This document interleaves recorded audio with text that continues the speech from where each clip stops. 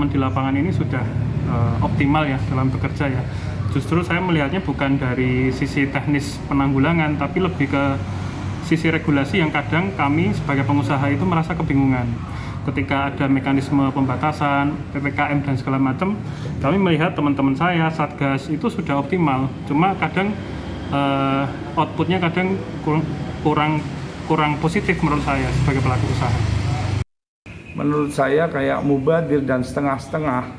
Karena ya sesuatu hal itu kayak gedandapan kalau orang Jawa bilang, karena ketika sudah ada kabar dari India model jenis virus baru, kita masih tenang-tenang aja, dan ketika sudah masuk di Indonesia akhirnya ya seperti itulah, kita kayak penanganannya itu kurang sigap.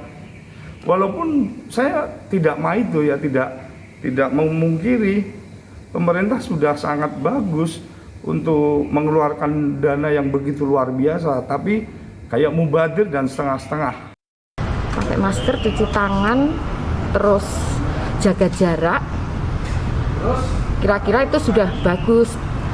Tapi kalau untuk UMKM yang jaga jarak dan tidak bisa berkumpul, itu yang bikin susah UMKM-nya, karena kenyataannya sekarang apa-apa sepi, jualan nggak laku, terus susah ekonominya, kita nggak dapat pendapatan semua. Ya pemirsa, itu tadi kita sudah mendengarkan suara masyarakat, dan sebelum kita melanjutkan dialog kita akan terlebih dahulu menyimak azan kumandang azan maghrib untuk wilayah DKI Jakarta dan juga sekitarnya. Berikut ini. Selamat menunaikan ibadah sholat maghrib untuk Anda yang berada di wilayah DKI Jakarta dan juga sekitarnya. Kita lanjutkan kembali dialog kabar petang pilihan. Saya ingin ke Pak Pandu sekarang. Pak Pandu, masih soal tentang jebakan pandemi COVID-19. Karena supaya tadi Pak Pandu bilang ya, supaya tidak jatuh ke dalam jebakan pandemi, kita harus punya target, harus punya perencanaan yang jelas. Ini maksudnya seperti apa Pak Pandu? Karena kan kalau kita melihat pemerintah saat ini sudah melakukan 3T, vaksinasi terus dilakukan. Bahkan kita melihat kurvanya ini sudah sempat melandai Pak Pandu. Artinya kan sudah on the right track. Iya, melandai sih melandai. Itu kan sementara akibat pengetatan dari PPKM darurat kemarin. Ini gampang sekali untuk menurunkan kasus, pengetatan akan pasti menurunkan. Tetapi bagaimana supaya penurunan ini terus kita bisa pertahankan sampai titik terendah. Kita belum pernah mencapai angka reproduksi di bawah 1. Selalu di atas 1. Artinya masih ada penularan. Kita tidak pernah mencapai situasi kondisi yang dimana penularannya sangat rendah. Artinya apa? Semua respon pemerintah itu tambal sulam, panik. Begitu kasus naik, baru dilakukan pengetatan.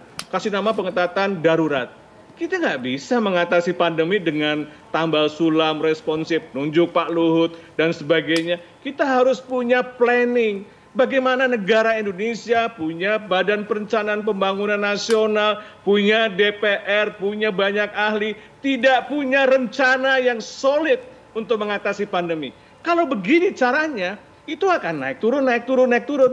Kita tidak akan bisa menyelesaikan pandemi. Seakan-akan kita bergerak sesuatu, tetapi tidak ada hasilnya yang sustain. Yang kita butuhkan adalah penurunan kasus yang sustain, sehingga Indonesia bisa exit dari pandemic trap ini. Kalau tidak, sampai Pak Jokowi berakhir pun akan terjadi peningkatan kasus dan pandemi tidak selesai. Apakah mau seperti itu? Tergantung kita. Tergantung anggota DPR, tergantung presiden, tergantung semuanya, masyarakat juga. Baik. Kita harus bersama-sama. Oke, kita langsung ke Satgas COVID-19, ke Pak Heri. Pak Heri, tadi pernyataan dari Pak Pandu, jangan tambal sulam, harus ada planning. Sebenarnya sejauh ini seperti apa targetnya, planningnya, seperti apa dari pemerintah dan juga Satgas? Ya, giliran saya ini ya.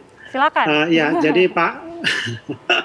Jadi Pak Pandu ini dalam 1 tahun terakhir memang sangat kritis terhadap kebijakan-kebijakan pemerintah, dan rasanya sih apa yang disampaikan Pak Pandu bahkan di tweetnya yang terakhir ini tentang bagaimana kita menyelesaikan persoalan di hulu, meningkatkan 3T dan mengenjot vaksinasi, itu adalah sekarang dikerjakan oleh pemerintah gitu, dan bahwa kemudian hasilnya belum maksimal, tentu saja improvisasi perlu kita lakukan gitu.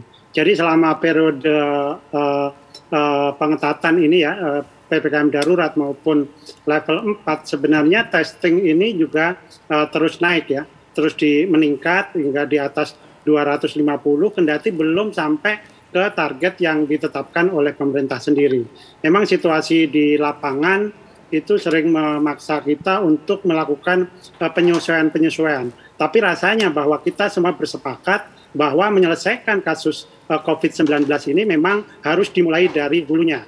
Pak Pandu khawatir bahwa ketika sekarang terjadi pelandaian kasus dan memang faktanya seperti itu, maka itu akan sangat rentan terjadi peningkatan lagi. Tetapi saya juga mau bertanya juga, di negara mana yang tidak mengalami sejumlah gelombang ya, turun naik kayak gitu. Dan memang kemudian kita bisa periksa dari indikator-indikator yang ada di Indonesia dan tentu saja di negara-negara lain. Ketika kita sudah melandaikan kasus dalam pelaksanaan PPKM darurat dan level 4 ini, pada saat yang sama sebenarnya kasus di dunia itu mengalami kenaikan 80%. Jadi memang ini situasi memang benar-benar tidak mudah, bukan saja untuk Indonesia tetapi juga negara-negara lain di dunia. Jadi rasanya apa yang disampaikan Pak Pandu tadi pasti didengar oleh pemerintah yang kemudian juga mempengaruhi kebijakan-kebijakan yang diambil, karena pada dasarnya kami juga tidak menyangkal apa yang disampaikan oleh Pak Pandu tadi, memang itu yang harus kita lakukan. Epidemiolog lain juga menyarankan hal yang sama. Itu bagaimana kita, tugas besar kita adalah menyelesaikan persoalan hulu, meningkatkan program 3T-nya, kemudian menggenjot program vaksinasi.